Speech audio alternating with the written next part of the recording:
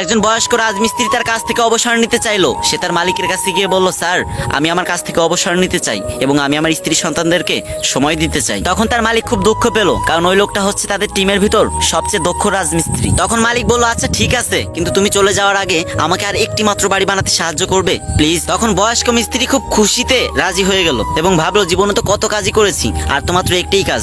কিন্তু সে কাজে যোগ দেওয়ার পর তার মন কাজের দিকে ছিল না। সে শুধু ভাবতো, কবে বাড়ি যাব, কবে স্ত্রী সন্তানদেরকে সময় দিব। এসব ভেবে সে কাজে একদম মন দিত না। অবশেষে বাড়িটি তৈরি হয়ে গেল, কিন্তু তার জীবনে সবচেয়ে অসুন্দরতম কাজ হলো এটা। তারপর তার মালিক বাড়িটা দেখতে আসলো এবং তার হাতে একটা চাবি দিয়ে বলল, এই নাও, এটা আমার পক্ষ থেকে তোমার জন্য ছোট্ট একটা উপহার। তখন বৃদ্ধ মিস্ত্রিটা অনেক আফসোস করতে লাগলো আর বলতে লাগলো, হাই রে, আমি যদি জানতাম এটা আমার বাড়ি হবে, তাহলে আমি এটা অনেক সুন্দর করে সাজাতাম। এই ভিডিও থেকে আমরা এটাই শিক্ষা নিতে পারি, আমরা যদি জীবনের প্রত্যেকটি কাজকে শেষ কাজ বলে মনে করি, তাহলে আমাদের জীবনের প্রত্যেকটি কাজ অনেক অনেক অনেক বেশি সুন্দর হবে।